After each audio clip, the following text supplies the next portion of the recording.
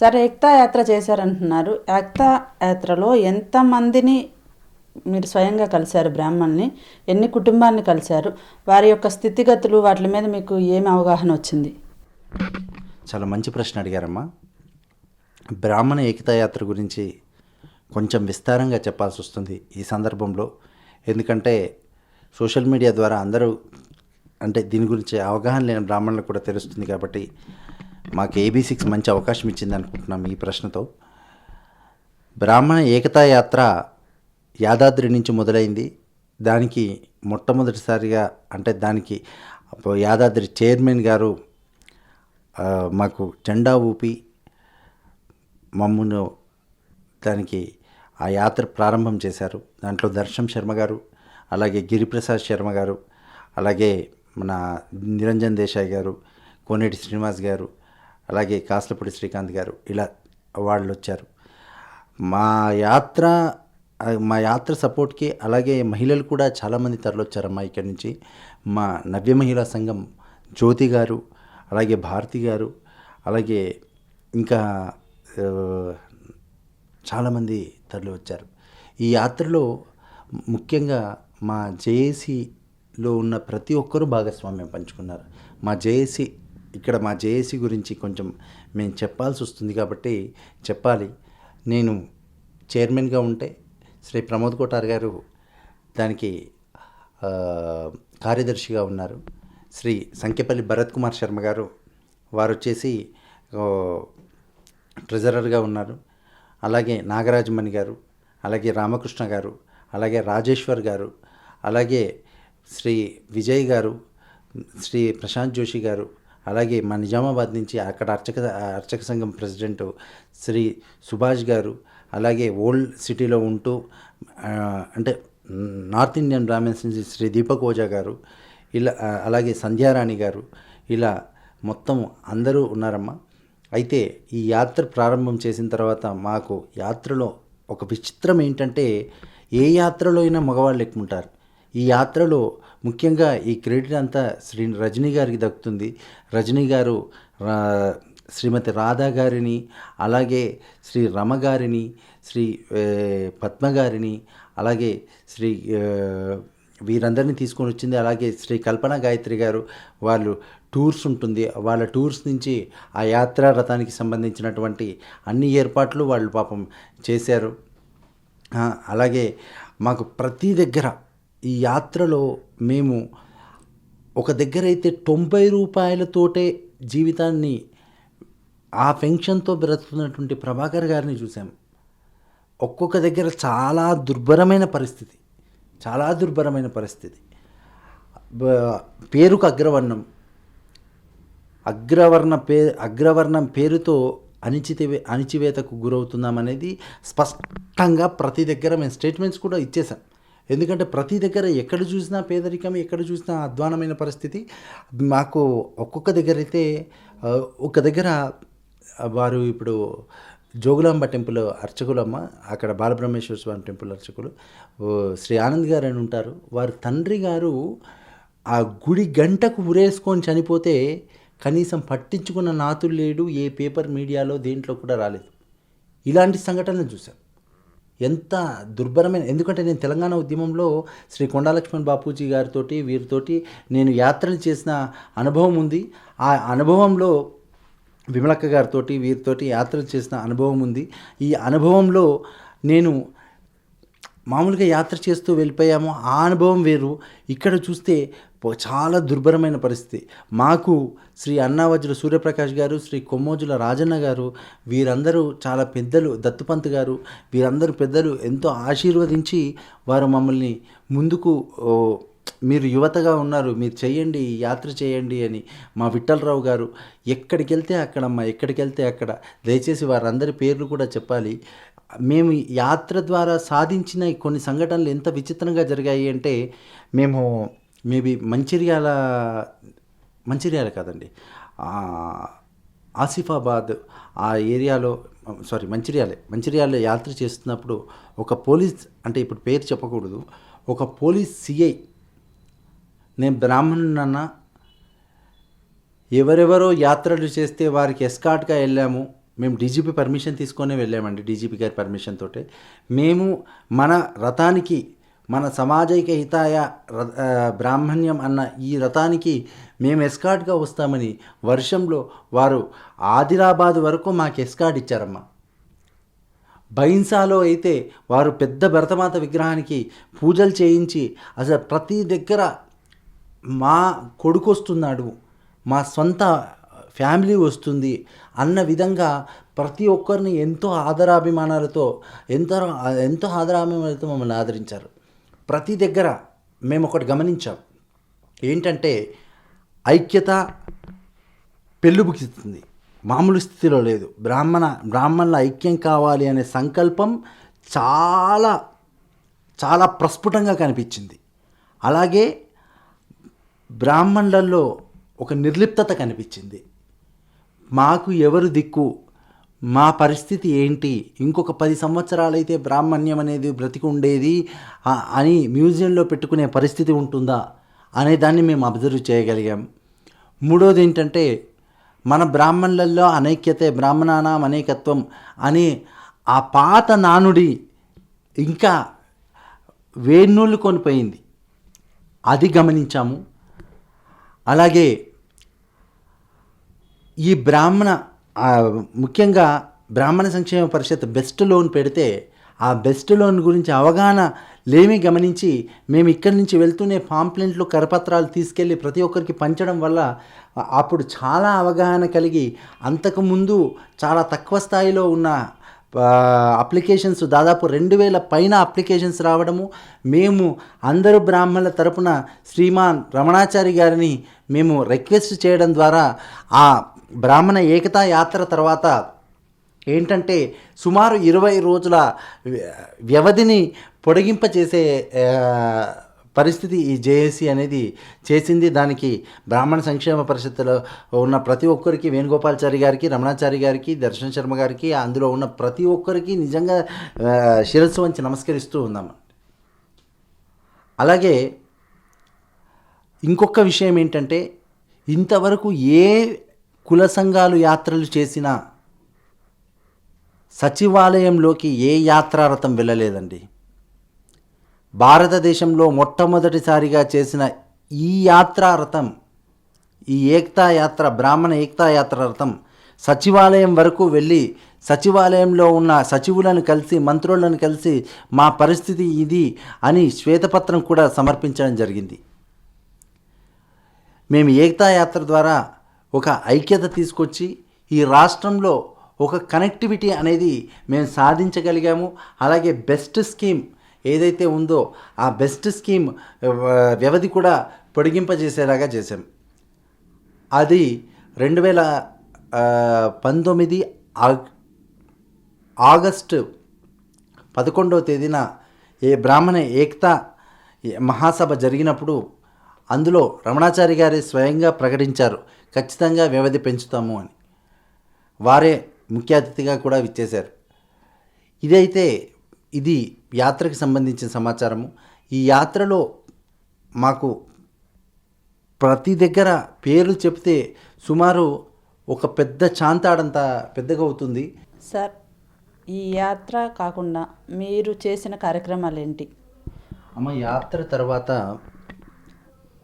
తర్వాత మామూలుగా ఈ జేఏసీ ఒక నినాదాన్ని ఎంచుకుంది. ఏంటంటే, ప్రతి బ్రాహ్మణుడు, మేము అందరూ డబ్బుల్ని భిక్షగా అడుగుతారు, మేము వారు సేవ ఏదైతే చేస్తుంటారో, నేను డాక్టర్ అండి, మేము చేసే వృత్తి సేవను భిక్షగా అడుగుతున్నాం. ఇలాంటి దానికి మాడుగు నాగఫణి శర్మ గారు, హీరో సాయి కుమార్ గారు, ఇలా ఎంతోమంది ముందుకొచ్చారు. ఏంటంటే ఈ కాన్సెప్ట్ ఏంటంటే, ఒక ఎంపీ కాన్స్టిట్యున్సీలో ఎగ్జాంపుల్ డాక్టర్స్ విషయానికి వస్తే 30 మంది డాక్టర్స్ ఉన్నారనుకోండి, ప్రతి ఒక్కరూ 24 గంటలు సంవత్సరంలో ఇవ్వగలిగితే, అంటే ప్రతి నెల 2 గంటలు ఇవ్వగలిగితే కనుక, అప్పుడు ప్రతిరోజు ఒక డాక్టర్ అవైలబుల్ ఉంటాడు. ప్రతిరోజు ఒక ఇంజనీర్ అవైలబుల్ ఉంటాడు, ప్రతిరోజు ఒక ఉపాధ్యాయుడు అవైలబుల్ ఉంటాడు. ఇలా అన్ని సర్వీసెస్ బ్రాహ్మణులకు అవైలబుల్ ఉండడం వల్ల ఉచిత సర్వీసెస్ ద్వారా బ్రాహ్మణ్యంని మళ్ళీ బలోపేతం చేయొచ్చు అని ఆ లక్ష్యంతో వివిధ విభాగాలుగా జేఏసీని విభాగాలు చేసుకుంటూ వెళ్ళాము. ఆ తర్వాత భారతదేశంలోనే మళ్ళీ ఏదైనా ఒక కొత్త స్టెప్ తీసుకోవాలి, ఇంతవరకు ఎవరు తీసుకోంది అని లాస్ట్ జనవరిలో 108 మంది మన బ్రాహ్మణ ఐకాన్స్కి ఏంటంటే నభూతో నా భవిష్యత్ అనే రీతిలో వైదికాగమ జ్యోతిష సంస్కృత శిక్షణా శిబిరాలు పెడుతూ జనవరి 10th, 11th, 12th సాయంత్రం పూట బ్రాహ్మణ యువజనోత్సవాలు, ఈ యువజనోత్సవాలు కూడా ఇంతవరకు ఎక్కడ జరగలేదు ఈ రాష్ట్రంలో, ఇక్కడే జరిగాయి. యువజనోత్సవాలు పెట్టి ఈ యువజనోత్సవాల్లో 108 మంది వివిధ రంగాల్లో నిపుణులైనటువంటి బ్రాహ్మణులు, అది ఉమ్మడి ఆంధ్రప్రదేశ్ నుంచి, ఇక్కడ తెలంగాణ నుంచి, ఇంకా వేరే రాష్ట్రాల నుంచి కూడా ఎంతోమంది వచ్చారు. సైంటిస్టులు వచ్చారు, డాక్టర్స్ వచ్చారు, లాయర్స్ వచ్చారు. వీళ్ళందరికీ 108 మందికి అవార్డు ఫంక్షన్ చేశాం. అవార్డు ఫంక్షన్ చేయడంతో పాటు ఈ అవార్డు ఫంక్షన్ ద్వారా బ్రాహ్మణులకు ఏం లబ్ధి చేకూరుతుందయ్యా అంటే, ఒకరితో ఒకరు సహకారం, మ్యూచువల్గా ఒక కనెక్టివిటీ పెరిగి, ఇప్పుడు అగ్నిక్షిపణి డైరెక్టర్ అంటే అప్పుడు అబ్దుల్ కలాం గారి పొజిషన్లో ఉన్న శ్రీ మనోహర్ రావు గారు మన బ్రాహ్మణులు, అట్లాంటి వారు కూడా వచ్చారు. అలాంటి వారు విద్యార్థులకి భవిష్యత్తుకు వారొక భవిష్యత్తు ఎలా నిర్మించుకోవాలి అనేది వారు సలహాలు ఇవ్వగలుగుతారు. అలాగే ఆకేళ్ళ రాఘవేంద్రరావు గారు వచ్చారు, వారు గొప్ప సైకాలజిస్ట్. శ్రీ సత్యనగేష్ గారు వచ్చారు, వారు ఎంతోమంది బ్రాహ్మణ బిడ్డలకి వాళ్ళు మెమరీ టెక్నిక్స్ కానీ ఇంకా ఎన్నో టెక్నిక్స్ నేర్పడానికి వచ్చారు. అలాగే శ్రీ లవకుశ నాగరాజ్ గారికి జీవిత సాఫల్య పురస్కారాన్ని అందించాం. శ్రీ కాదంబరి కిరణ్ గారు వచ్చారు, వారు అలాగే శ్రీ నాగబాల సురేష్ గారు వచ్చారు. వారు ఏంటంటే మన బ్రాహ్మణులు ఎవరైతే ఉన్నారో ఆ బ్రాహ్మణులకి వాళ్ళకి ఏంటంటే ఈ సినీ రంగంలో అవకాశాలు ఇలాంటి వాటి గురించి చేశారు. ఆ తర్వాత మేము ఆ రోజు ప్రకటించింది ఏంటంటే, భారతదేశ స్థాయిలో పివి గారి శత జయంతి వస్తుంది కాబట్టి భారతదేశ స్థాయిలో 108 మంది, ప్రతి రాష్ట్రానికి 4 యువతతో జంతర్ మంతర్లో అఖిల భారతీయ బ్రాహ్మణ రాజనైతిక సంఘటన నెలకొల్పి 48 గంటలు ఇంతవరకు ఏ కమ్యూనిటీ చేయనటువంటి దీక్ష, మహాసంకల్ప దీక్ష. అది కేవలం బ్రాహ్మణ సంక్షేమం కోసం కాదు, విశ్వగురు భారత్గా మళ్ళీ భారతదేశం మళ్ళీ విశ్వగురువుగా మారాలని, ప్రతి బ్రాహ్మణుడు ఒక సైనికుడిగా పనిచేయాలని ఆ దీక్ష కోసం కూడా ఆ రోజు సంకల్పం పూనాము. ఆ తర్వాత ఈ కరోనా రావడం సమయంలో మొదటి ఫేజ్లో చాలామంది పాపం వంటలు వండుకుంటూ వెళ్ళి ఇచ్చారు. ఎంతోమంది బ్రాహ్మణులు ఆ సమయంలో అసలు బ్రాహ్మణులు ప్రతి ఒక్క బ్రాహ్మణుడు ప్రతి ఒక్కరూ పాపం తోచినంతగా సహాయం చేశారు. ఆ తర్వాత సెకండ్ ఫేజ్లో అంటే కరోనా వచ్చిన 1 నెలల తర్వాత మేము బ్రాహ్మణ సేవా వర్ధం, నేను అలాగే మా సహసమన్వయకర్త శ్రీమతి రజనీ గారు, అలాగే చాలామంది మిత్రులు కలిసి ఇందులో కొత్త వారు యాడ్ అయ్యారు.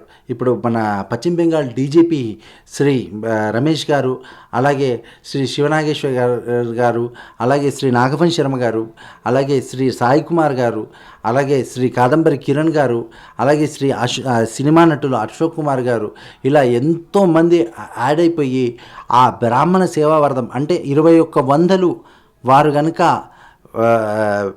చెల్లించి ఒక బ్రాహ్మణ కుటుంబాన్ని దత్తత తీసుకోగలిగి నెల రోజులు నడపగలుగుతారు, 2100 మనం వెచ్చించగలిగితే అనే ప్రేరుతో బ్రాహ్మణ సేవావర్ధాన్ని స్టార్ట్ చేస్తే సుమారు 280 కుటుంబాలను దత్తత తీసుకోవడం జరిగింది బ్రాహ్మణ సేవావర్ధన్ ద్వారా. అలాగే ఎక్కడికెక్కడ రైస్ డిస్ట్రిబ్యూషను ఇవన్నీ ఇప్పుడు బడంగపేటలో వస్తే మా ప్రమోద్ గారు, మా రాజేశ్వర్ గారు వీళ్ళు చేశారు.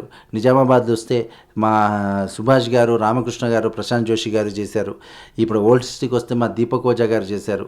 ఇప్పుడు మీడియా పరంగా మా భరత్ గారు చేశారు. అలాగే మా విజయ్ గారు చేశారు.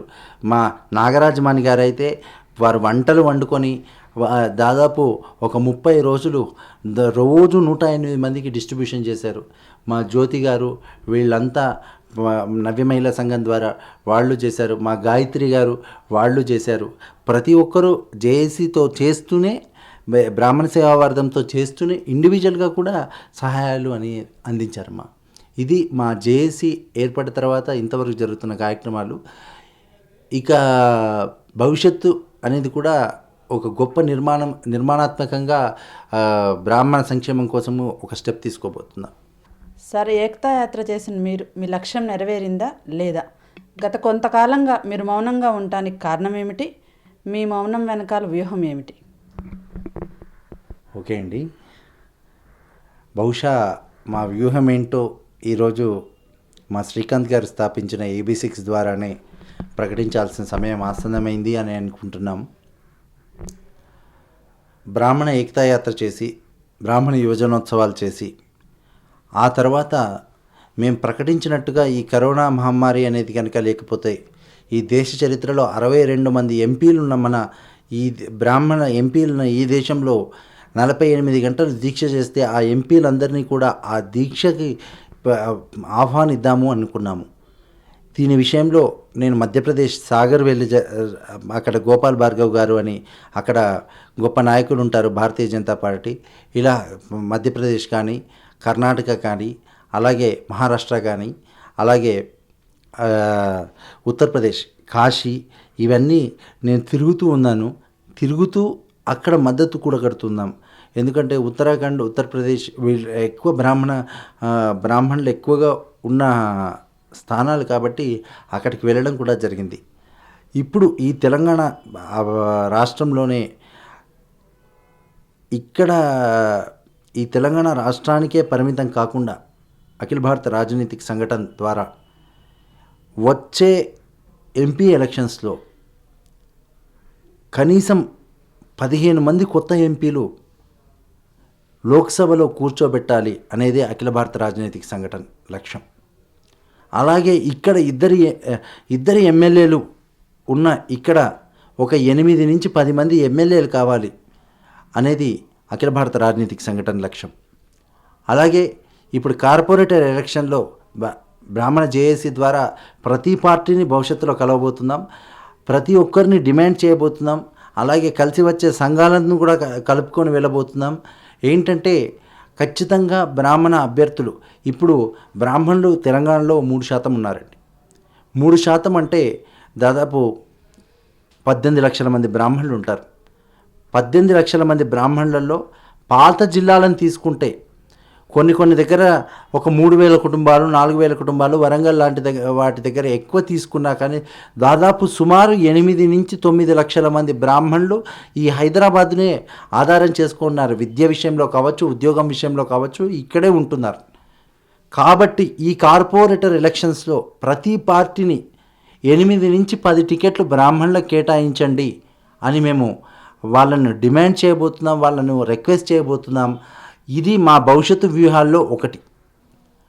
రెండవది, ఈ కరోనా మహమ్మారి దాడి తగ్గగానే ఢిల్లీలో ఖచ్చితంగా ఈ దేశ చరిత్రలో ఇంతవరకు ఏ కమ్యూనిటీ చేయనటువంటి గొప్ప ప్రయత్నం, కేవలం బ్రాహ్మణుడు బ్రతకాలి అనో లేకపోతే బ్రాహ్మణుల కోసమో అని కాకుండా ఈ భారతదేశం ప్రపంచంలో మళ్ళీ అగ్రగామిగా మారాలని, మళ్ళీ విశ్వగురువుగా మారాలని మేము మహాసంకల్ప దీక్షను చేపట్టబోతున్నాం. ఆ దీక్ష ఖచ్చితంగా ప్రతి రాష్ట్రానికి ఎలాంటి అనారోగ్య సమస్యలు లేని యువతనే తీసుకొని ఆ యువతతోటి ఈ ఒక గొప్ప మహాయజ్ఞంలాగా ఆ మహాసంకల్ప దీక్ష అనేది 108 మంది యువకులతో ఢిల్లీలో చేపట్టబోతున్నాం అఖిల భారతీయ రాజనీతిక సంఘటన నుంచి. ఇక మూడో విషయం, ఈ తెలంగాణ రాష్ట్రానికి వస్తే మన బలగం ఎంతో తెలిస్తే బలం అదే పెరుగుతుంది. మనం ఎంతమందిమో తెలిస్తే మన గుండెల్లో ఆత్మస్థైర్యం పెరుగుతుంది.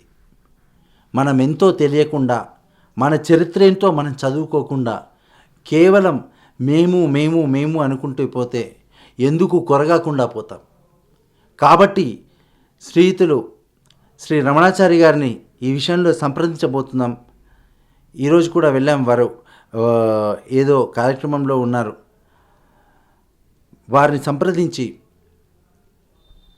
అలాగే వేణుగోపాల్చారి గారిని సంప్రదించి, శ్రీ శ్రీధర్ బాబు గారిని సంప్రదించి, ఎమ్మెల్సీ రామచంద్రరావు గారిని సంప్రదించి, ప్రతి ఒక్క బ్రాహ్మణ నాయకుడిని సంప్రదించి, శ్రీ కపిలవాయి దిలీప్ కుమార్ గారిని సంప్రదించి, ఇలాగే ప్రతి ఒక్క బ్రాహ్మణ నాయకుడిని, ప్రతి ఒక్క బ్రాహ్మణ మేధావిని, ప్రతి ఒక్క బ్రాహ్మణ ఇంటలెక్చువల్స్ని, మాజీ ఐఏఎస్లను, ఐపీఎస్లను అందరినీ సంప్రదించి బ్రాహ్మణ జనగణన బాగా గుర్తుపెట్టుకోండి. తెలంగాణ రాష్ట్ర బ్రాహ్మణ జనగణనను ఈ తెలంగాణ బ్రాహ్మణ జేఏసీ ద్వారా మొదలు పెట్టబోతున్నాం. ఇది ఒక వినూత్న ప్రక్రియకి శ్రీకారం అవుతుంది. ఈ వినూత్న ప్రక్రియ ప్రతి రాష్ట్రాల్లో జరగాలని మా సంకల్పం. ఎప్పుడైతే ఈ బ్రాహ్మణ జనగణన చేసి ఒక వెబ్సైట్ తయారు చేసి, ఆ వెబ్సైట్లో ఏ బ్రాహ్మణులకి ఏ వ్యాపార రంగాలు ఉన్నాయో అందులో వ్యాపారంలో ఏ వ్యాపారాల్లో కానీ, ఏ విద్యా సంస్థల్లో కానీ ఏవైతే బ్రాహ్మణులకు ఉన్నాయో అందులో ఒక డిస్ప్లే చేసి, ఒక అడ్వర్టైజ్మెంట్ కాలం పెట్టి అందులో అడ్వర్టైజ్మెంట్స్ అయ్యేటట్టుగా చూసుకొని, ఆ తర్వాత అంటే జనవరి మొదటి నుండి అంటే వచ్చే ఉగాది సరికి ఒక బ్రాహ్మణ